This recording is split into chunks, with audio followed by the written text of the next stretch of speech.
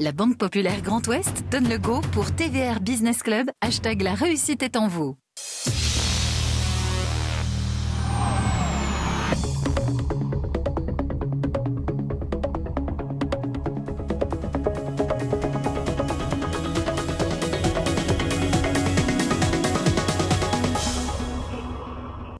Bonjour à tous, soyez les bienvenus pour ce nouveau rendez-vous du TVR BPGO Business Club, l'économie décryptée par ceux qui la font, et nous sommes très heureux de vous accueillir depuis l'Atrium ici à Polaris pour ce nouveau rendez-vous économique de 26 minutes, et avec l'ensemble des chroniqueurs du jour, nous sommes heureux, honoré de recevoir vraiment l'une des entreprises fleurons aussi de notre territoire, l'entreprise Klaxoon, et je vous demande d'accueillir son président fondateur, Mathieu Beuchet. Bonjour Mathieu. Alors le public n'est pas là pour cause sanitaire, bien évidemment. Mathieu Beuchet, on est très très heureux de vous accueillir. On a déjà eu l'occasion de se rencontrer pour parler aussi de cette success story. Vous allez nous expliquer comment cette volonté de faciliter les réunions dans les entreprises a conquis le monde. Aujourd'hui, c'est vraiment une véritable référence, et nous serons heureux aussi d'afficher un peu haut et fort votre slogan The Meeting Revolution. Pour vous interroger durant 26 minutes, Maurice Bourrigaud, le directeur général de la BPGO, qui nous reçoit dans ce magnifique studio. Bonjour Stéphane, bonjour Mathieu. Bonjour Maurice, bonjour également à vous Hélène Lodic-Baron, ancien bâtonnier, membre du Conseil national des barreaux. Bonjour Hélène. Bonjour Stéphane, bonjour à tous. Et surtout, en cet enregistrement du 6 avril, très bel anniversaire à vous. Merci Stéphane. Et à côté de vous, Laurent Dumont. Merci Laurent d'être avec nous. Vous êtes associé gérant d'Optima DSI, votre spécialisation, le digital, les télécommunications, l'informatique. C'est votre créneau. Vous avez là aussi, et vous aussi, beaucoup de questions à poser à notre invité du jour. Absolument. D'ailleurs, nous sommes dans un secteur d'activité conjoint. Donc, effectivement, j'aurai quelques questions à y poser. Merci de m'accueillir et puis, excellent anniversaire. Mathieu Beuchet, Klaxoon, lorsque vous lancez cette véritable aventure, vous pensiez vraiment à ce développement et ce rayonnement aussi rapide ? Alors, quand on l'a abordé pour la première fois avec l'équipe fondatrice de Klaxoon, on est à peu près une petite dizaine de personnes. Il faut savoir que Klaxoon, c'est le fruit d'une réflexion qu'on a menée pratiquement pendant 4 ans, que j'ai monté ma première entreprise à Rennes, ça s'appelait Regard, sur ce sujet de la transformation des méthodes de travail. On a passé 5 ans auprès des grandes entreprises, notamment en France, à se poser des questions de qu'est-ce qu'on pouvait changer. Ça a été mûrement réfléchi. Voilà, ça a été mûrement réfléchi. Puis un jour, on s'est dit quand même, on a peut-être le sujet d'un produit, un produit qui serait évidemment plus accessible, parce que cette activité, elle coûtait cher. C'était des clients qui avaient certains moyens qui pouvaient se permettre d'acheter ce type de prestations. C'était à peu près 100 000 € un logiciel dans cette première activité. Et on s'est dit, tiens, est-ce qu'on ne pourrait pas faire un produit standard, accessible à peu près à une dizaine d'euros par mois, qu'on mettrait à disposition du monde entier. Donc, quand on s'est posé cette question, il y a eu des éclats de rire, parce que, évidemment, partir dans le monde entier, ça nous faisait tous rêver, ça nous a... évidemment, il y a l'humour qui arrive, et, quand même, attends, ce serait déjà pas mal qu'on arrive à en vendre quelques-uns. Et on s'est forcé, dès cette première réunion, ça a commencé par une réunion, Klaxoon, on s'est forcé à prendre ça au sérieux. C'est-à-dire à la fois, évidemment, à garder le sens de l'humour, parce qu'on a encore beaucoup d'aventures, beaucoup de barrières à passer et à franchir. Mais malgré tout, dès le premier jour, on s'est dit, et si on faisait avec le plus grand sérieux, et si on se mettait en tête que peut-être, et si on faisait tout plutôt pour que ça puisse atteindre un niveau international. Et ça, on s'est mis en tête de le faire du côté du produit, donc un produit très robuste, très fiable dès le premier jour. Et puis du côté du marketing, de la façon dont on l'a fait savoir, puisque c'est un marché des idées sur lequel on est. Le logiciel, c'est des choses qui peuvent se copier assez facilement. Et donc on a voulu faire savoir très tôt qu'on serait l'entreprise capable de transformer les pratiques à l'échelle globale et qu'on irait accompagner les entreprises dans le monde entier. Ce qu'on a fait en allant aux États-Unis très tôt. Et ce qui est le cas aujourd'hui, vous êtes vraiment à travers le monde avec un mot aussi très référent à travers le globe, Klaxoon.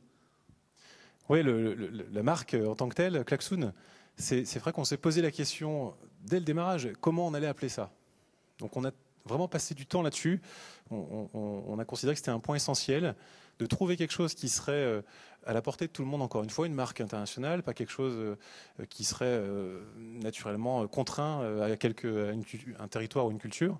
Et donc on a cherché un mot qui serait quelque chose qui donnerait envie aux personnes de s'exprimer, parce que c'est le principal problème des réunions, c'est qu'on ne s'exprime pas assez. Et parce qu'il y a plein de difficultés, notamment l'éloquence, la capacité à exprimer clairement ce que vous pensez, c'est pas évident, donc on finit par rien dire. Donc on s'est dit, on va trouver le partenaire, votre meilleur ami, que vous aurez dans votre poche, qui vous permettra de parler. Et on s'est dit finalement un klaxon, tout le monde sait comment ça fonctionne, c'est facile, ça fait rire. Et en fait, mine de rien, on arrive à s'alerter les uns les autres, à démarrer et puis à collaborer. Vraiment, l'efficacité, les trois chroniqueurs en font des réunions chaque semaine. Maurice Bourrigaud, directeur général de la BPGO. Oui. Expliquez-nous, faites-nous le pitch. Nous sommes des chefs d'entreprise, on représente des milliers de salariés. Faites-nous le pitch. On ne sait pas du tout qui vous êtes. Vous avez 1 minute et demie. Alors, j'y vais directement. Alors, Klaxoon, c'est une solution qui vous permet de collaborer plus efficacement. Le constat qu'on a fait, c'est que les réunions ne sont pas efficaces. Quand vous allez en réunion, aujourd'hui, quand on fait des enquêtes de satisfaction, ces réunions, elles sont en moyenne 1h30, elles durent en moyenne 1h30. Et ça, c'est trop long. Les attentes, elles sont de moins de 30 minutes. Au bout de 30 minutes, vous perdez l'attention. Donc déjà, il y a un problème de durée.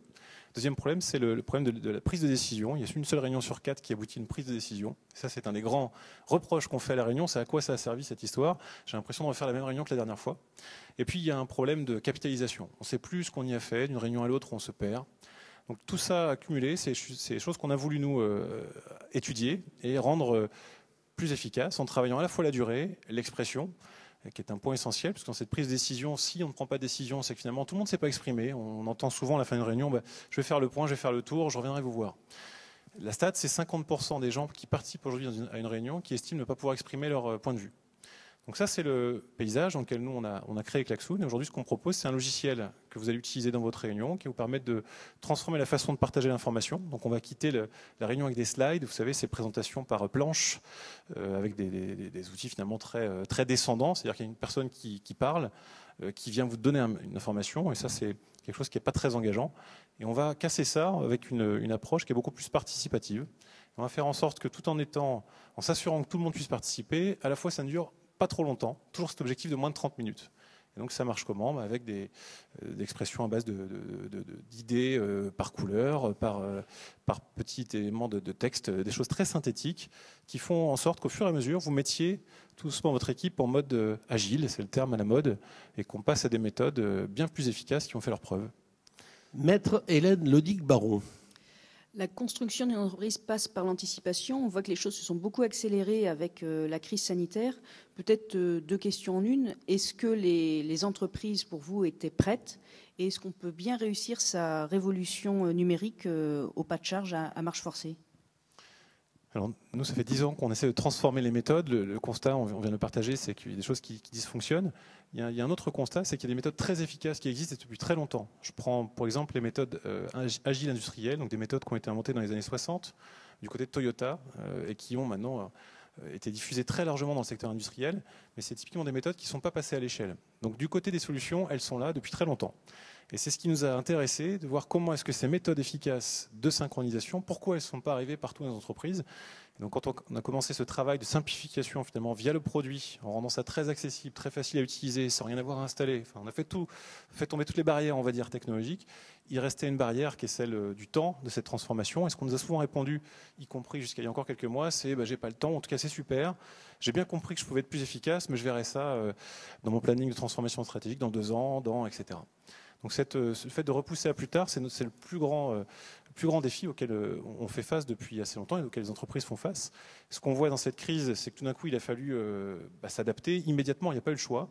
On a vu des organisations venir vers nous en nous disant finalement ce qui change radicalement, c'est le rapport au temps, puisque jusqu'à ici, on était dans un monde dans lequel on planifiait des choses à l'échelle plutôt à l'échelle de l'année. On parlait de plans d'action, l'an prochain, les budgets, etc.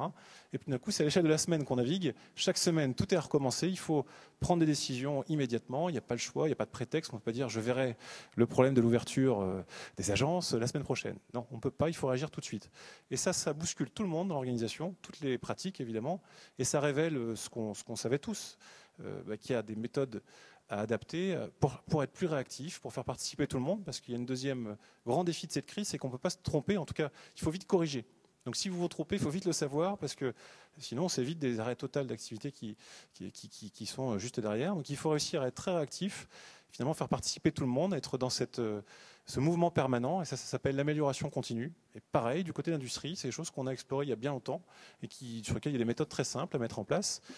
Et donc cette opportunité-là qui se dessine, c'est ce que provoque cette crise, c'est une transformation accélérée. Alors effectivement très très contrainte, mais à la fois ça nous a mis au pied du mur et en face d'un délai très court qui nous force à nous dire bon, est-ce que c'est finalement si compliqué que ça de changer? Donc, constat qu'on peut vous partager, nous, acteurs de cette transformation, c'est que c'est pas si compliqué ça de changer. On voit plein d'entreprises là qui, en quelques semaines, changent très très vite leur mode de fonctionnement, d'autant plus que c'est plus naturel de fonctionner comme ça. Après, bon, il reste de la crise comme elle est, c'est-à-dire un secteur très, très difficile pour toutes les entreprises. Tout est mouvant, tout est changeant, donc il est difficile de construire, ça c'est l'autre aspect. Mais en tout cas, ce qu'on voit, c'est qu'en mettant en place ces méthodes, on s'en sort mieux, on est plus réactif, on a plus d'idées. Je ne vais pas parler de la créativité, mais le fait de faire participer tout le monde, c'est ça qu'on va chercher, c'est l'expression des idées de chacun, des expériences de chacun, qui fait en sorte que quand vous proposez un nouveau produit, il est un peu plus adapté au marché. Et donc c'est tout ça qui est derrière cette crise. Donc nous, on le voit comme un accélérateur d'une transformation qui, de toute façon, était indispensable. Et si ça a pu survivre jusqu'ici, les méthodes de collaboration étaient déjà depuis assez longtemps considérées comme dépassées. Voilà pour ce véritable accélérateur. Une autre question pour vous, Mathieu Bochet. Elle vous est posée par Laurent Dumont, associé gérant d'Optima DSI. Oui, Mathieu Bochet, rebonjour. Ma question, elle est plus personnelle. Pour vous connaître un peu plus, votre entreprise, on la connaît déjà sur notre marché. Vous, quel est votre parcours? Comment vous êtes devenu chef d'entreprise? Est-ce que vous étiez prédestiné? Est-ce que vous aviez ça dans le sang depuis que vous êtes depuis vos études? Ou est-ce que c'est arrivé par hasard? Donc voilà, pour connaître un petit peu votre profil et d'où vous venez.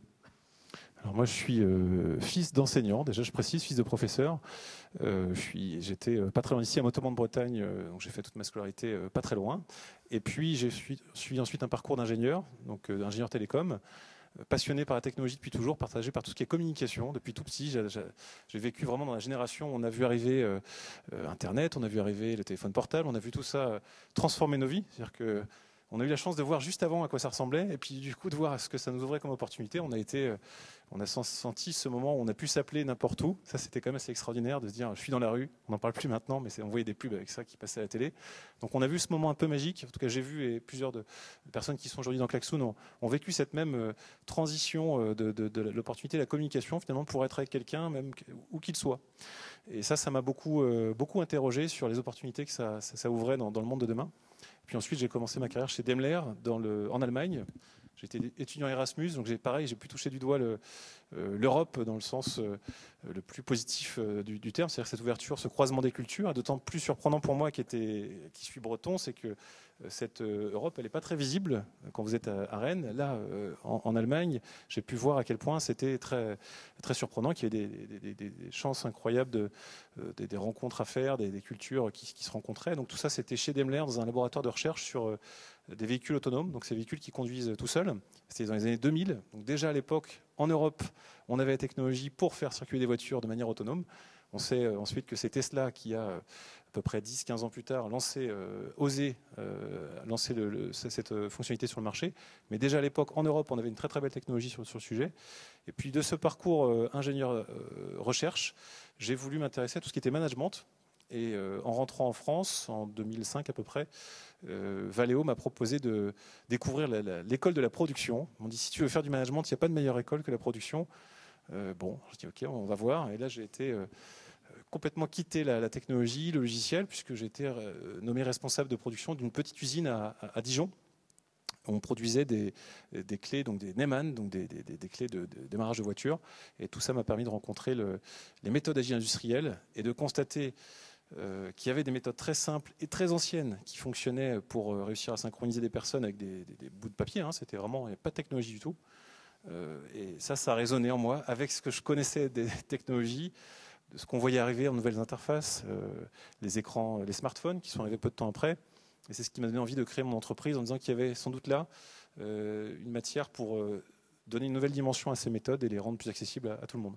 Alors pour les non-initiés, je vais donner quand même quelques noms de clients, mais un tout petit nombre au regard vraiment de ceux qui sont accrochés un peu dans votre galerie des entreprises. L'Oréal, Saint-Gobain, Air France, LVMH ou encore Puma, Yves Rocher, Accor d'Hôtel ou Coca-Cola. Quel est le nom de l'entreprise qui aujourd'hui, d'un point de vue mondial, n'est pas encore Klaxoon et que vous aimeriez absolument fixer pour expliquer un peu vos méthodes? J'ai pas de réponse à ça. Ça bouge très vite. Dès le produit aujourd'hui, on peut l'acheter sur Internet. Donc en permanence, il y a des gens qui embarquent dans la solution. Et les chiffres sont assez fous. On a à peu près 5000 équipes par semaine qui embarquent là, dans la solution. Donc on sait qu'on touche à peu près toutes les entreprises, c'est notre objectif, pas seulement toucher les grandes entreprises que vous avez citées, mais toucher aussi les TPE, les PME, ces équipes finalement d'une dizaine de personnes qui est vraiment notre cible, hein, c'est d'aider une équipe, quel que soit son contexte, d'aider à mieux collaborer. Et donc aujourd'hui, il y a effectivement ces grandes entreprises, il y a des PME, il y a également le secteur public, et en France notamment, on est très fiers d'accompagner tout type d'acteurs du secteur public qui sont en train de se transformer aussi à très grande vitesse. Donc c'est encore une fois, sous un angle qui est très équipe. Vous avez parlé d'agilité tout à l'heure. La grande victoire peut-être aussi de Klaxoon au regard de ces années, c'est d'avoir aussi anticipé l'avenir au niveau de votre technicité, de ce que vous proposez. Alors c'est une question. Oui. Enfin, question-réponse peut-être, mais vous avez su sentir aussi le marché et le désir aussi des entreprises dans les années à venir pour être là au bon moment. Alors nous, ce qu'on a vécu, c'est on est très têtu. C'est souvent ça, enfin le constat, hein, avec quelques années maintenant de recul, c'est qu'on a été très têtu. Déjà, on n'est pas parti sur un sujet qui était très sexy, hein, pour être clair. Ça intéressait personne. Quand on s'est parti dessus il y a 10 ans, on nous a souvent dit qu'est-ce que c'est que votre sujet de transformation des méthodes de collaboration, laissez tomber. Il y a déjà trop de monde sur la collaboration. Il y a Facebook, ça va tout résoudre, c'est résolu. Donc on nous a souvent dit ça sert à rien, c'est pas intéressant. Et puis on a vu évidemment des sujets beaucoup plus tendances émerger. On a entendu parler de la robotique, on a entendu parler des objets connectés, on a entendu parler, enfin je vais pas faire la liste, hein, mais tous ces mots-clés très médiatiques qui sont passés devant. Et nous, on a fait notre chemin un peu dans l'ombre. D'ailleurs, on s'est autofinancé pendant 7 ans, hein, donc l'aventure Klaxoon. On a financé très très tard, on a fait une levée de fonds très très tard dans l'histoire, et encore une fois parce que ça intéressait personne. On a été chercher des clients avec qui on a grandi, avec qui on a appris à vivre toutes les difficultés d'une entreprise, c'est-à-dire c'est bien sympa de signer quelqu'un, mais ensuite il faut le conserver. Donc il faut que votre produit serve à quelque chose. Donc c'est toute cette histoire-là qui va très bien à notre secteur d'activité, puisqu'on est sur des produits de productivité. On est là pour aider les équipes à être plus efficaces. Et là-dessus, il n'y a pas c'est pas une tendance, c'est pas une mode. Hein. C'est qu'on est sur des sujets compliqués, sur une transformation managériale qui n'est pas simple. Donc notre chemin à nous, c'est celui d'une bande de passionnés pour le travail en équipe, très têtus. Alors visionnaire, je ne sais pas, mais en tout cas, on est convaincu qu'il y a un truc, que ce n'est pas possible de continuer comme ça. Il nous reste 7 minutes, alors on va essayer de faire des questions et des réponses en 1 minute. Comme ça, on va tourner très rapidement avec nos 3 chroniqueurs. Maurice. Alors, Stéphane a oublié de citer Biepego parmi les utilisateurs passionnés par la solution Klaxoon, les solutions, parce qu'il y a plusieurs tiroirs quand même, hein. Il n'y a pas une solution, et ça nous intéresse beaucoup. Comment recrutez-vous? Qui sont vos concurrents? Parce que sur le marché, vous cherchez des profils originaux. Eh bien, oui et non. C'est-à-dire qu'on cherche à être une entreprise internationale, c'est-à-dire capable de toucher les utilisateurs dans le monde entier. Ce qu'on voit émerger aujourd'hui, un nouveau type d'équipe, ce sont des équipes qui sont distribuées, c'est-à-dire que vous avez des membres de l'équipe qui sont un peu n'importe où. Et donc finalement, notre logiciel doit aussi suivre cette tendance et savoir accompagner les utilisateurs, quel que soit leur secteur d'activité, leur culture, leur environnement. Et donc on recrute des gens à la fois très expérimentés, qui peuvent venir... pourquoi pas en France, de Paris, d'international, et qui nous rejoignent, pourquoi pas à Rennes, mais on recrute aussi ailleurs en France.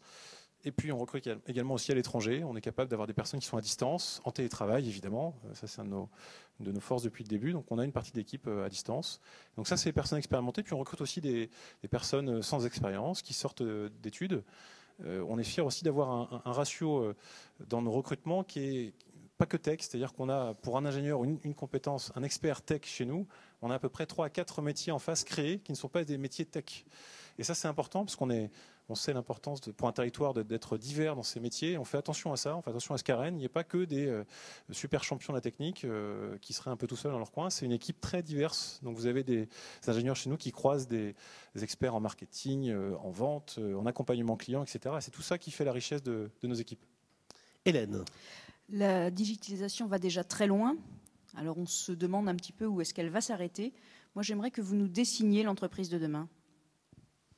Alors, déjà, le mot agile, c'est un mot un peu à la mode depuis 10 ans. Donc, on a un peu la sensation que c'est un peu ancien, un peu un buzzword, mais c'est vraiment nécessaire qu'on soit plus agile, dans le sens plus réactif, moins encombré ou empêché d'agir. C'est souvent ça qu'on entend dans les équipes et auprès des entreprises qu'on accompagne. C'est cette sensation d'être des fois pas assez réactif.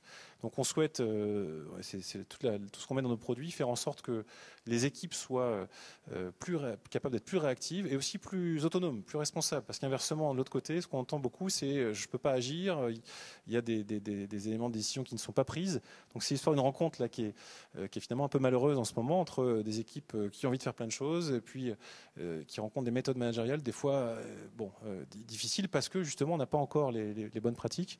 Et donc tout ça, on espère bien que demain on aura des équipes qui auront une vision encore plus large des sujets qu'elles adressent, notamment on entend beaucoup parler de la data, mais c'est vrai que cette révolution qui arrive d'avoir des informations claires quand on doit prendre une décision, c'est très important puisque dans les décisions aujourd'hui, ce qu'on constate dans beaucoup de réunions, c'est qu'on prend des décisions sur des choses qui ne sont pas factuelles. Ça manque de data. Et moi chez Valeo, on m'avait appris une phrase qui m'est restée, c'est speak with data, parlez avec de la data. Quand vous vous exprimez sur un sujet, dites pas les clients ça va pas bien, machin.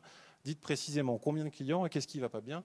Et ça, c'est un des grands mâles de la réunion aujourd'hui, c'est cette réunion un peu floue. Donc j'espère que demain, on sera plus éclairé dans nos choix et puis à la fois plus autonome. Laurent. Oui, Mathieu.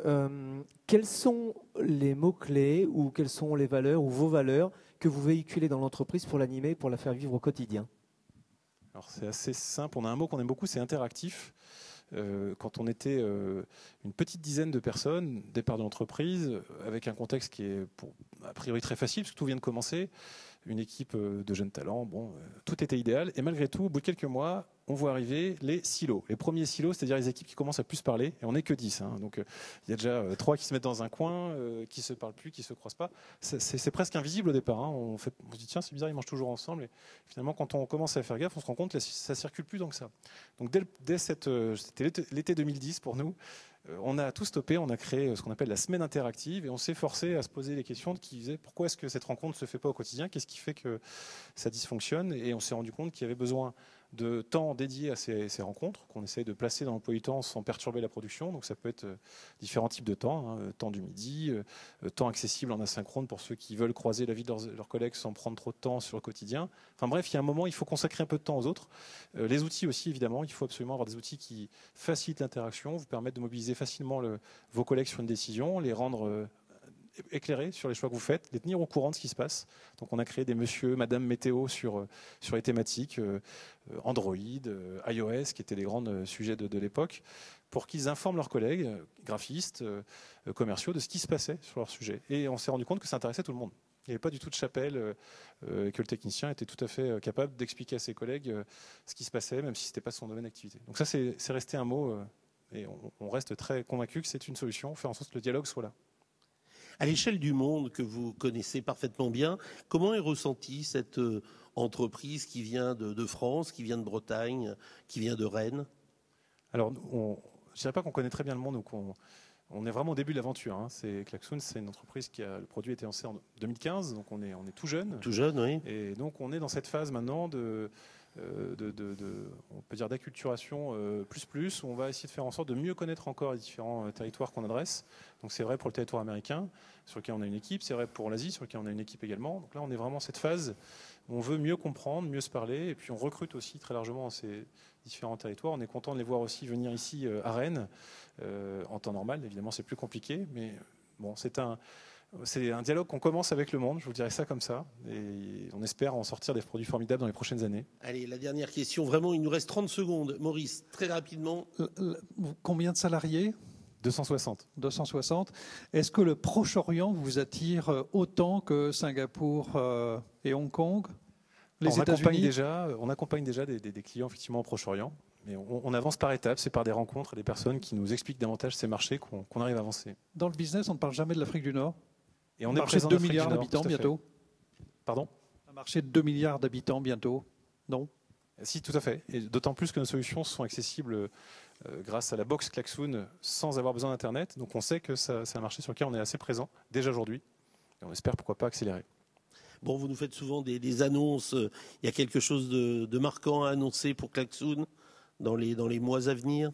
Alors, j'ai pas de surprise aujourd'hui, Stéphane, mais avec plaisir pour la prochaine fois. La prochaine fois. Merci en tout cas Mathieu Beuchet, le président fondateur de Klaxoon. Merci à Laurent, Hélène et Maurice. Merci grandement à vous Mathieu Beuchet et félicitations vraiment à toutes vos équipes. On était heureux de vous accueillir depuis l'Atrium à l'occasion de ce TVR BPGO Business Club. Passez une excellente semaine. Encore merci à vous Mathieu. Merci.